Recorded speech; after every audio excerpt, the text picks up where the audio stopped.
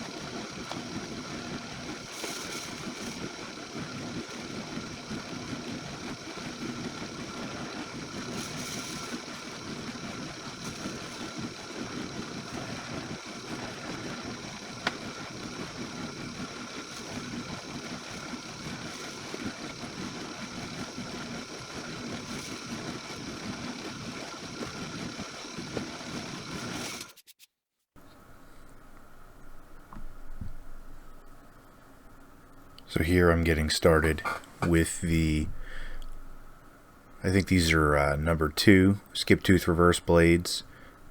I'm using these on the smaller areas of the feet, the toes, and some of the finer curves and things like that. These are Flying Dutchman. Flying Dutchman's the brand that I usually use.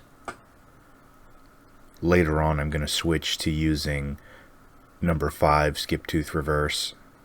It's a little bit easier. This is 1/4 inch thick Baltic birch plywood, and I'm doing a pattern from a guy named Russ Beard. He posts some of his patterns on some Facebook groups, scroll saw woodworking projects, and that's where I got this one. I enjoy some of his patterns, and anytime I see a pug pattern I think I want to go after it, so I was glad to see this one get posted.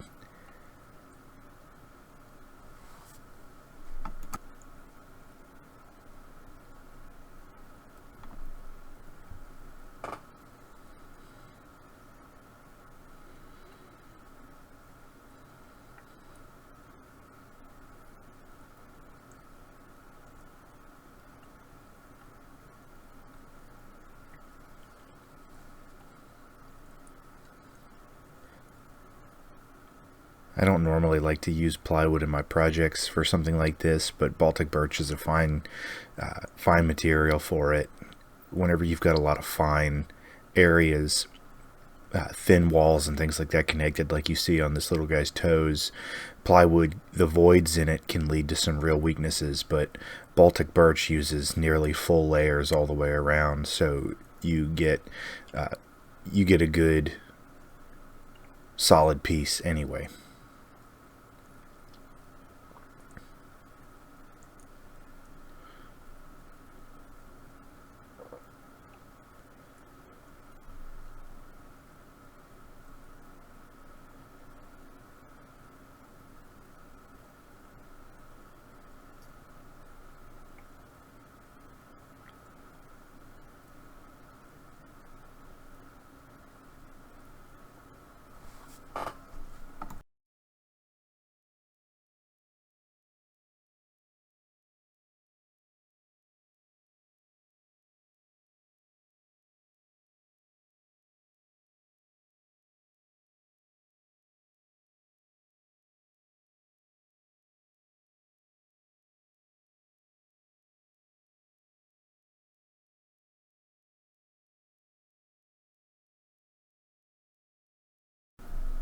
I think this is the 3rd pug-related scroll saw project I've done. I really enjoy doing these. Pugs are a big favorite of mine. We have a pug named Annabelle, and the first scroll saw project I ever did was a 40-some piece intarsia piece that I made based off of a photograph that I took of her, and I bit off a little more than I could chew at that time, but I still have it displayed in my office at work, and I love it. It's a favorite.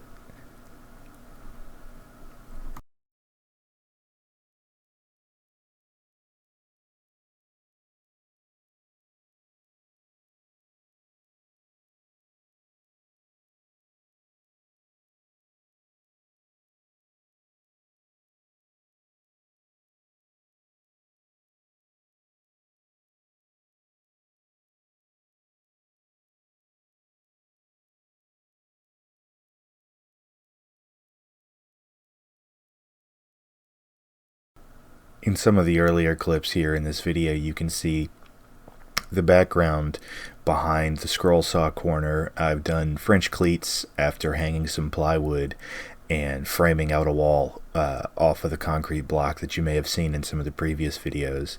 I wanted to be able to have a space where I could hang and move around different tools, tool holders, shelves, cabinets, things like that. But I also thought it might be nice to be able to hang my projects and move them around as I desire. And you'll be able to see later on in the video how I just use a small cleat attached to the back of the project to hang it and move it around.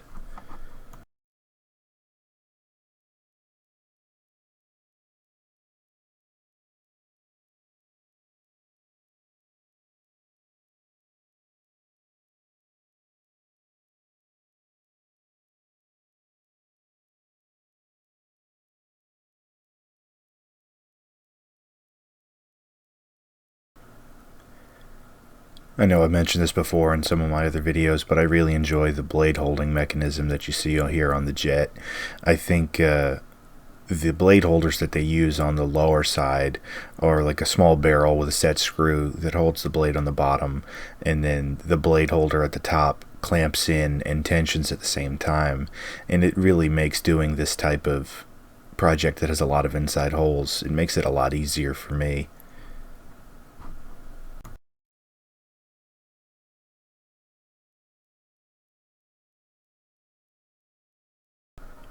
Whenever you get down to nearing the end of a project like this, something with a lot of inside holes, you have to be careful how you choose which holes to cut toward the end.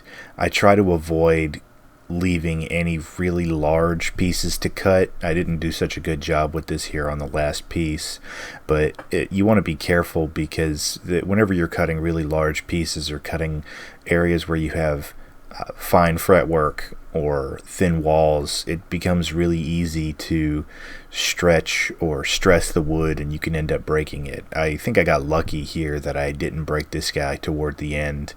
It would be really disappointing to have a failure so close to the end of the project, but like I said, I got lucky this time.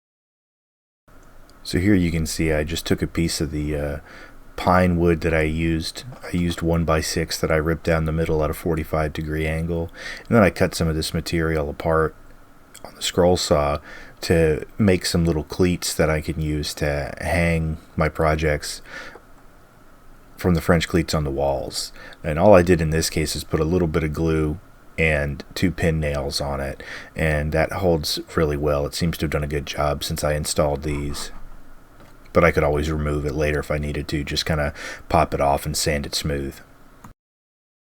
Here's the finished product. I like to take pictures of my projects on my deck with the the greenery in the background. I think it looks interesting without detracting too much from the finished product. Here's the first big corner from the French cleat renovation that I did. You'll have to ignore the big mess that I've got in here. The holders you see on the wall you might have seen in previous videos or other pictures I've posted. These were some of the first things that I made to hang my tools and different things on the walls in my wood shop, but I wanted to be able to move them around as I saw fit, and after I finished getting the French cleats installed, I put some cleats on the back of these and just hung them up, and they fit perfect. It's been really nice. Something else that I see a lot of people posting about is putting their tools on casters. I personally haven't had a good experience with casters on most things, but I do like the Workbench casters that are retractable here. I've got a set of these on my welding table in the garage, and they allow you to move the tool around while still having firm support on the ground. The legs are touching the ground whenever the casters are retracted. I also use mobile bases a lot. There's a Bora mobile base, and a lot of companies make them, but they also allow the tool to sit firmly on the ground but still be mobile. Something else that I did that I'm pretty happy with was I took this small cabinet and put it over the pillar or the column on my drill press. The drill press is something that I use a lot in the wood shop, and it's something that I couldn't get rid of, but I wanted to reduce the footprint a little bit. My shop is small, and this allowed me to keep the storage that was the cabinet provided while still reducing the footprint overall that's in my wood shop. And finally, here's a picture of my scroll saw corner in the wood shop now. One of the things that I really like about the French cleats is being able to hang my projects and have sort of a gallery and workshop combined.